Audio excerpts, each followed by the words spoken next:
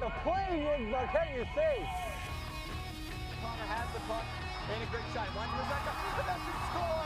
There it is. Oh, Connor gets the first score of the Takes the game over early. It's Burley hit the three. Leo scores. Running back another way for the Raiders. Burley shot. Score! Sophie Brady slides the back of the net from the face-off circle, and with 1:14 to go, the Raiders take a 3-2 lead. Welcome to Black Red Blitz. I'm your host, Rebecca Cahn. We've got some exciting Raiders action to highlight, so let's first start with girls volleyball. Now, the Raiders are still trying to find some consistent team chemistry, and they would have a great opportunity here on Monday as they face the struggling Braintree Womps. With the Raiders already winning the first set, we fast forward here to the second, where we have a 5-5 tie early in this match, thanks to Womps' Madeline Dube.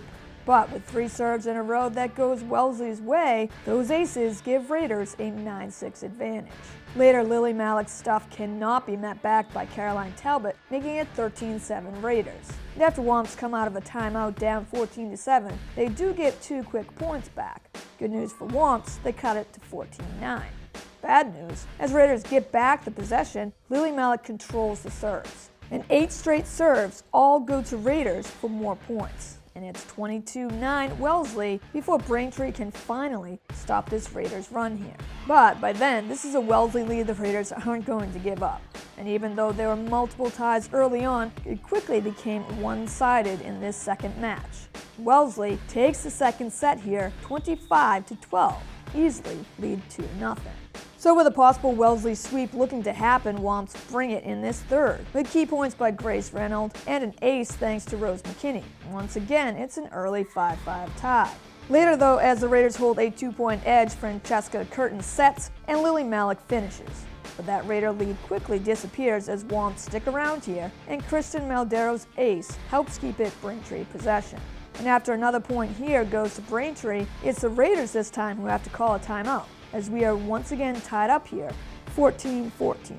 Then as soon as Wellesley builds another 3-point advantage, you guessed it, Womps tie it up yet again. And this time we're at 18 even and another timeout. Off an Alyssa Busen kill for the first time in this third, the Womps will hold the lead for the moment. But Raiders retake control in the clutch with well-placed serves. And when Ellen Duane can't counter Maria Battle's serve here, that's game as Wellesley holds on to win in this much closer third match by the score 25-22.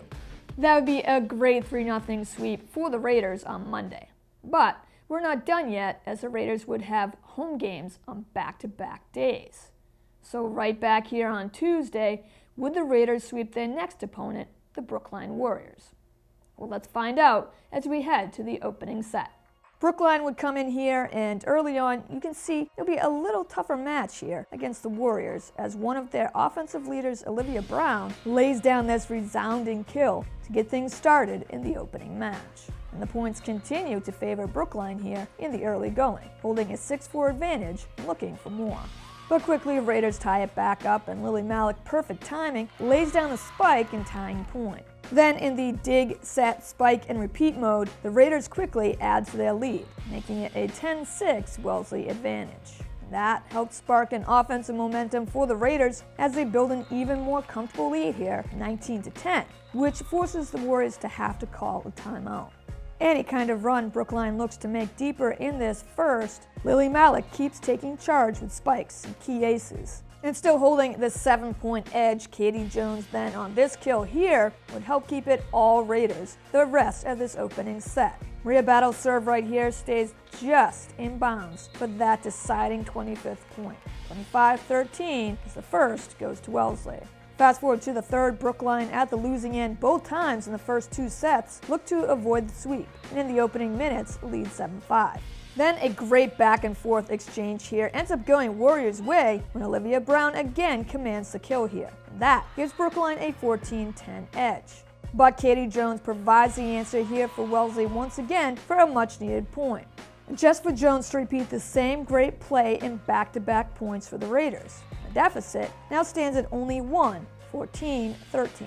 Then, after helping retake the lead here at 16-15, Lily Malik sparks a 5-1 run off some great clutch kills. And without question, Lily Malik has been feeling it offensively for sure these last few games. But just as quickly, Natalia Beslik gets the key points for Brookline as they erase their deficit late in the third. And this game is far from over as we are tied at 21-21. But a few minutes later, down 24-23, the Raiders will not let Brookline reach that 25th point to take the match here. Instead, tie it back up at 24.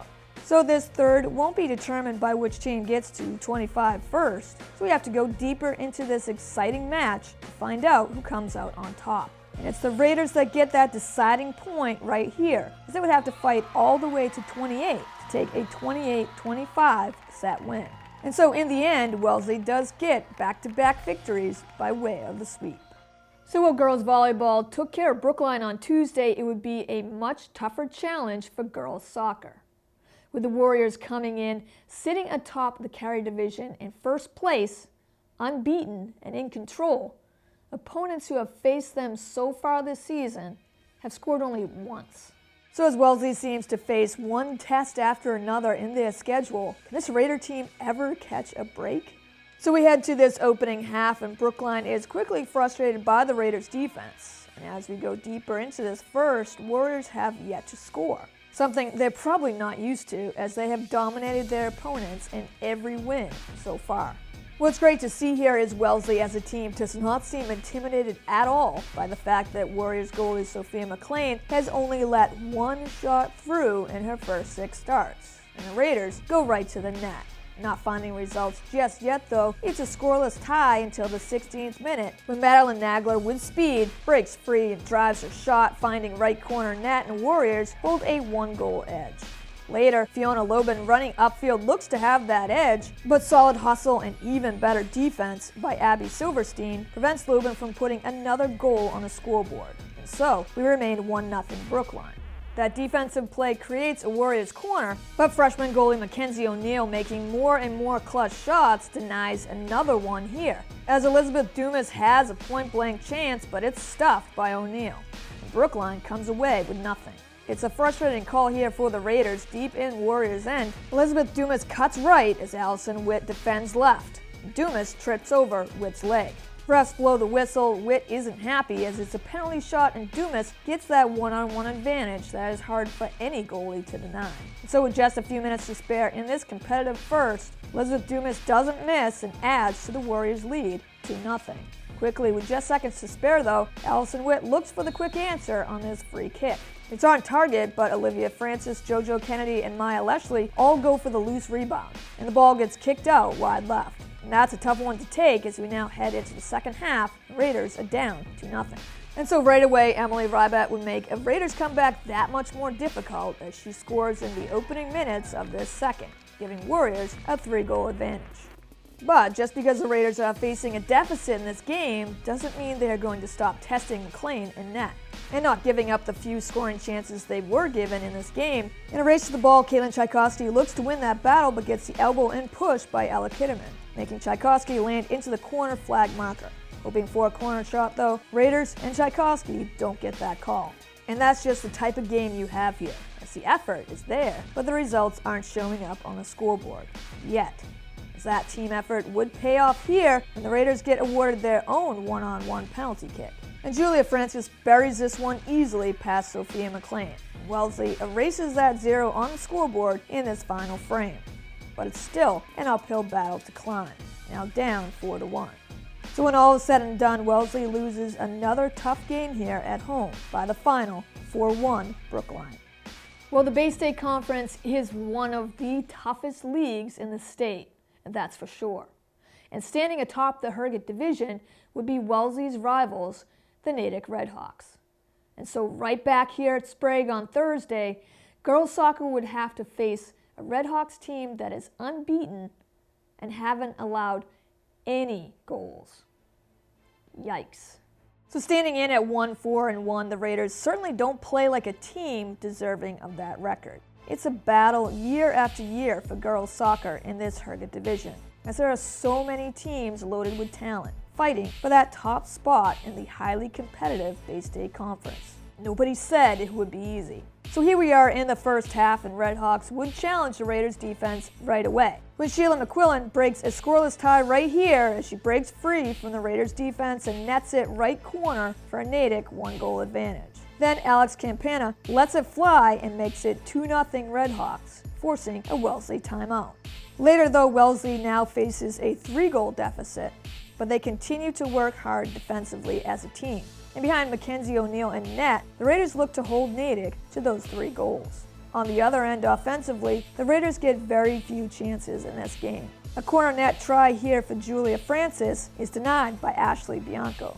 But this fantastic save by Mackenzie O'Neill pretty much sums up how the Raiders season is going so far. The effort and hard work is there, but unfortunately it's not showing up in the win column just yet. The time would run out on the clock in this game, and so Wellesley would lose another tough one here, getting shut out by the Red Hawks by the score 3-0. Well, that does it for this episode, but we're only halfway through an exciting season of fall sports. So if you'd like to catch up on any games or highlights, check us out on demand at wellesleymedia.org, our YouTube and Facebook pages at Wellesley Public Media, right here, Comcast 9 and Verizon 39. Thanks for watching Black Red Blitz. Go Raiders!